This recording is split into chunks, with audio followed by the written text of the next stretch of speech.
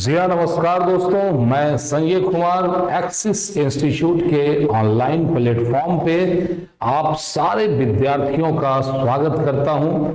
आज के video lecture में हम लोग बात करेंगे बैलेंस शीट कैसे बनता है और एक प्रैक्टिकल क्वेश्चन के माध्यम से इस बैलेंस शीट को हम लोग बनाएंगे।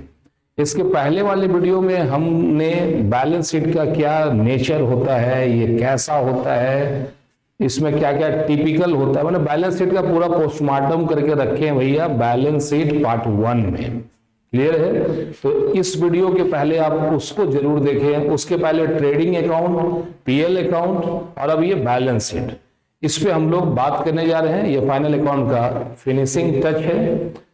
तो जरा देखिए, बैलेंस शीट किसी भी बिजनेस के लिए उसका फाइनेंशियल पोजीशन को बताता है कि ये बिजनेस आखिर है कैसा। अगर किसी भी आदमी का औकात देखना हो, उसकी हैसियत जाननी हो, तो उसका घर जाके देखो, घर के पार्किंग में कितना गाड़ी है वो देख लो, समझ में आ जाता है। अगर किसी का लाइफ स्टाइल देखना है तो उसका किचन में जाके देख। किचन अगर साफ सुथरा है मतलब आदमी ठीक है, किचन गड़बड़ है मतलब लापरवाह टाइप का है। उसी तरह से अगर किसी भी बिजनेस का पूरा फाइनेंशियल पोजीशन देखना हो कि बिजनेस का आखिर औकात कितना है, ये आखिर है कैसा, अगर इन सारी चीजों को जानना हो तो उसके लिए आपको बिजनेस में जा करके देखने का जरूरत नहीं है। उस बिजनेस का बैलेंस शीट सामने रखो, उसको बढ़िया से स्टडी करो। बैलेंस शीट का साइज बता देगा कि इस बिजनेस का साइज कितना है। समझ में आई? तो जैसे कि आपको ये फॉर्मेट आपको दिख रहा है स्क्रीन पे, इधर में हमने कुछ एसेट्स को लिखा है, कुछ लायबिलिटीज को लिखा है। अब मेरे को पता नहीं कि एसेट्स क्या है, लायबिलिटीज क्या है, आपको भी नहीं पता होगा, लेकिन अगर फाइनल अकाउंट का सारा वीडियो को देखे हो तो आपको हर चीज देखते देखते समझ में आ जाएगा कि यहाँ एसेट्स क्या है, लायबिलिटीज क्या है, इनकम क्या है, कैपिटल क्या है, ड्रॉइंग क्या है। क्लियर है? तो पहले वाले को जरूर देखना और चैनल सब्सक्राइब कर लेना। आगे बढ़ते हैं। तो ये आपका क्वेश्चन है। इसमें हम लोग जैसा जानते हैं, जो अपना ट्रिक है, जो भी क्वेश्चन आपको दिखे उस क्वेश्चन में सबसे पहले जो इसमें बैलेंस शीट में दो ही चीज होता है, या तो एसेट्स या तो लायबिलिटीज। तो भाई जो जो एसेट्स है उसको एक टिक लगा लो, तो बाकी जो बच गया वो लायबिलिटी है, या फिर लायबिलिटीज को टिक लगाओ, जो बच गया वो एसेट्स है। पहले ये काम करते हैं हम लोग, ठीक है? तो पहला liabilities, plant assets, prepaid assets, income receive in advance, ये लायबिलिटी होता है। बिल्स पेबल लायबिलिटी होता है।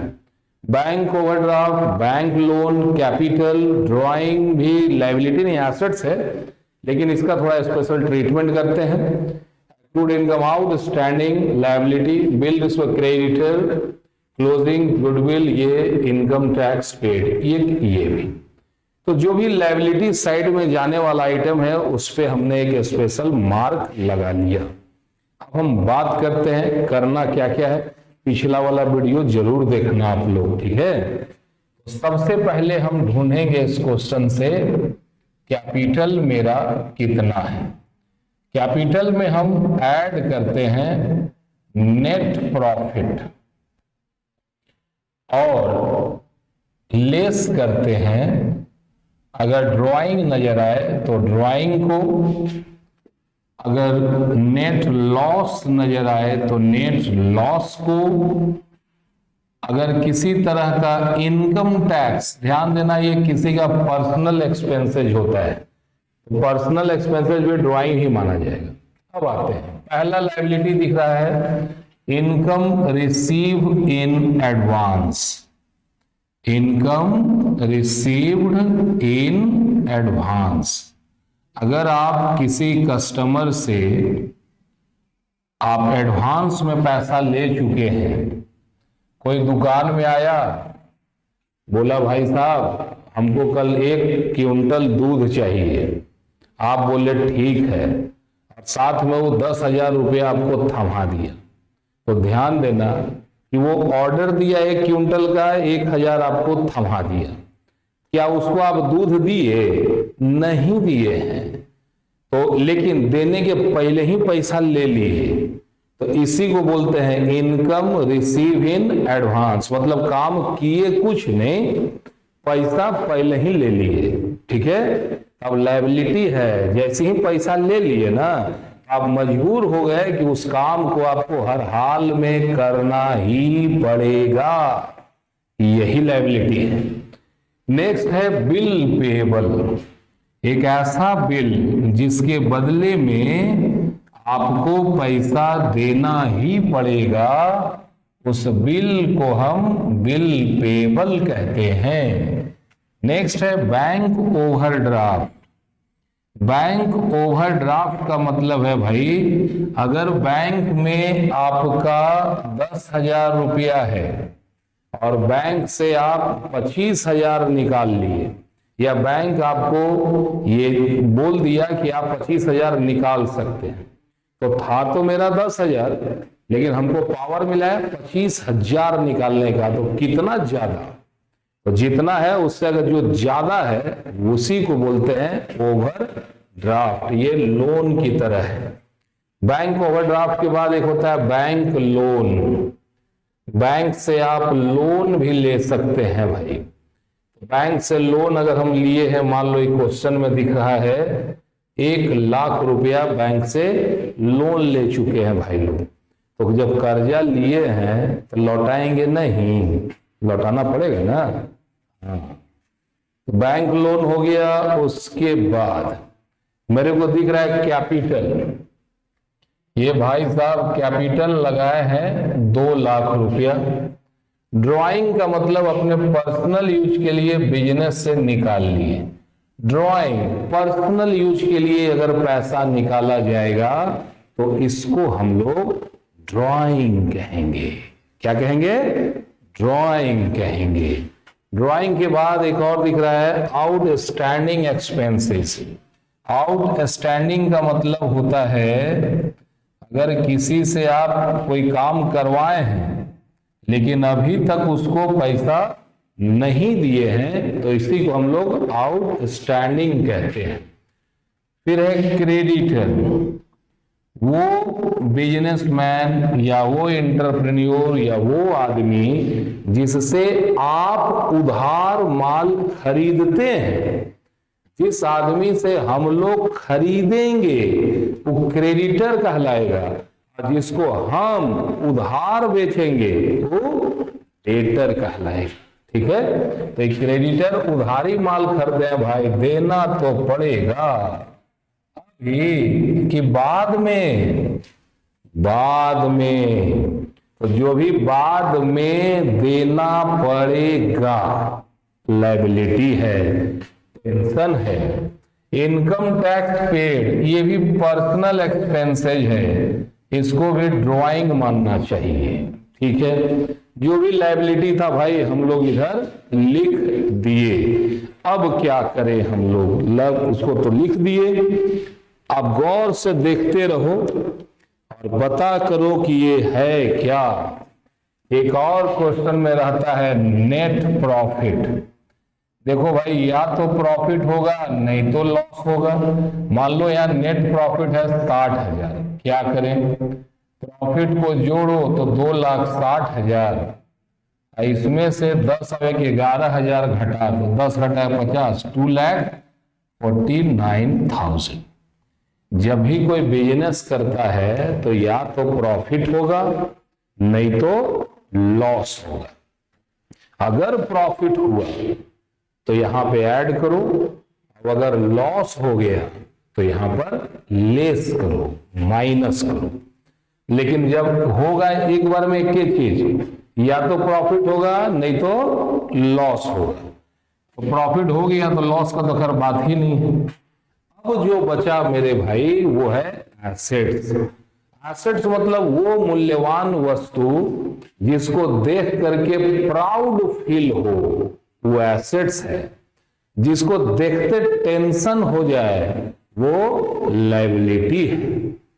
ठीक है, तो मेरे पास गाड़ी है, बंगला है, मोटर है, कार है, तेरे पास क्या है? ये किसी फिल्म में आप सुने होंगे। तो ये बात एसेट्स का कर रहा है। एसेट्स को देख करके खुशी मिलता है, लगता है, प्राउड फील होता है। नहीं तो जिसको देख के प्राउड हो वो एसेट्स आओ, खासकर वो अपना होना चाहिए।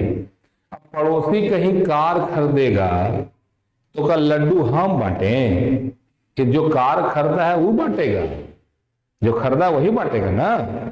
हाँ ठीक है। अब आगे बढ़ते हैं एसेट्स में। पहला एसेट दिख रहा है my dear, plant and machinery. अगर फैक्ट्री है भाई तो प्लांट मशीन नहीं लगाओगे तो बिजनेस चलेगा, दिक्कत है। नेक्स्ट है प्रीपेड एक्सपेंसेस। प्रीपेड का मतलब होता है किसी आदमी को एडवांस में पैसा दे देना। पहला ही दिन नौकरी करने आया, उसके घर में किसी का तबीयत खराब हो गया। आप मालिक हैं, पहला दिन कोई स्टाफ आया, अचानक 2 बजे के बाद उसका तबीयत खराब। आप उससे पूछे बात क्या है? मेरा घर में तबीयत खराब है मम्मी का। एक ही दिन काम किया और उसको आप 5,000 दे दिए, बोले जाओ बेटा जाके मम्मी का इलाज करवाओ। तो काम करने के पहले ही अगर पैसा दे दिए तो ये कहलाता है प्रीपेड एक्सपेंसेज। खुशी होगा कि नहीं? खुशी होगा ना। हाँ तो प्रीपेड। नेक्स्ट है डेटर। डेटर हम उस जीव जंतु इंसान को कहते हैं जिसको कि हम उधार माल बेचते हैं। वो ग्राहक जिसको हम उधार बेचे हों डेटर कहलाता है। चलिए भाई बधाई हो। उसके बाद हो गया कैपिटल भी हो गया, ओवरड्राफ्ट भी हो गया। लैंड, कमाल है। ये लैंड 10,000 का, कौन जमीन है भाई? लैंड 10,000 का होगा, पुराना गांव में कहीं ले लिए 10,000, वरना आजकल तो कब्रिस्तान में भी लाख रुपया से कम में बात ना होता है। लैंड माने समझना, जमीन, जमीन जिस पे खड़ा है अभी, लैंड हो गया। उसके बाद है कैश इन हैंड। कुछ पैसा अगर आप अपने हाथ में रखे हैं तो कैश इन हैंड ये एसेट्स होता है 5,000। उसके बाद है फर्नीचर। कस्टमर लोगों को बैठाने के लिए कुछ तो चाहिए। Furniture and fixture 20,000। चलिए बधाई हो। अब है अक्रूड इनकम। किसी के यहाँ काम कर चुके लेकिन वो अभी तक पैसा नहीं दिया है। ध्यान देना, हमारे पैसा ससुर दबा के रख दिया है। जब जाते हैं बोलता है कल देंगे, परसों देंगे, अगला हफ्ता देंगे। बोलता है देंगे, देता नहीं है, दिया नहीं है। उसी को बोलते हैं अक्रूड इनकम। ये अक्रूड इनकम जो है भाई साहब, ये है 2,000 रुपया। चलिए बधाई हो। उसके बाद है बिल रिसीवेबल। एक ऐसा बिल जिसको देख करके लगता है कि कुछ पैसा हमारे पास आएगा, बिल रिसीवेबल। बाद में इन्वेस्टमेंट। हम बार बार बोलते हैं अगर आप पैसा के लिए कमाते हैं तो जिंदगी एक सीमा में बंधेगा, लेकिन जैसे ही आपका पैसा आपके लिए कमाने लगे तो ऐसा पैसा को हम इन्वेस्टमेंट कहते हैं। और इन्वेस्टमेंट है 10,000। मान लो कि एक आप बिल्डिंग बना दिए, पैसा था बिल्डिंग बना दिए, अब उससे आपको हर महीना किराया आ रहा है, तो किराया के लिए आप कुछ कर रहे हैं, आपका पैसा ना काम किया जो आपको रेगुलर इनकम दे रहा है। इसको पैसिव इनकम बोलते हैं। Closing stock. अंत में जितना भी सामान, बताओ कि जितना का सामान है, 5 लाख का सामान लिए आज, तो अगर शाम तक सब बिक जाएगा कि कुछ बचेगा? अगर कोई सामान मेरे पास लास्ट में बचा, अंत में बचल है, तो उसी को बोलते हैं क्लोजिंग स्टॉक ये है देखो 85,000। उसके बाद है आपका बिल्डिंग। बिल्डिंग ये तो नामे से सब जानता है जी कि बड़का प्रॉपर्टी है। बिल्डिंग हुआ 1,00,000। और है गुडविल। गुडविल मतलब बिजनेस का इज्जत, रुतबा, ब्रांड, इसी को हम गुडविल कहते हैं। उसके बाद है कैश एट बैंक। कुछ पैसा हाथ में रखिए और कुछ पैसा बैंक में रखिए। अगर आप बैंक में रखे हैं तो ये है 19,000। ये भी एसेट्स है। समझने का बात है यहां पे, ठीक है, एक बात समझने का है आपको। क्या है भाई कि यहां हम दो ग्रुप में एसेट्स लिख रहे हैं। एक है फिक्स एसेट्स, वो एसेट्स जो लंबे समय तक चलता है, 2 साल, 10 साल, 20, 50 साल, इसको बोलते हैं फिक्स एसेट्स। और कुछ एसेट्स ऐसा होता है जो साले भर में उसका हिसाब लग जाना जरूरी है, जिसका रंग रूप आकार साल भर में बदलते रहे, उसको बोलते हैं करेंट एसेट्स। और जो जैसा था वैसने रहे आखिरी दम तक, तो उसको बोलते हैं फिक्स एसेट्स। लायबिलिटी भी दो ग्रुप में लिखे हैं। एक लिखे हैं कैपिटल से रिलेटेड, ऊपर वाला, बाकी यहां भी फिक्स लायबिलिटी और करंट लायबिलिटी होता है। इसको आप लोग पहले वाला वीडियो देखिएगा, पूरा डिटेल समझाए हैं ना। अब देखो, इतना मेहनत करके तो बना लिए।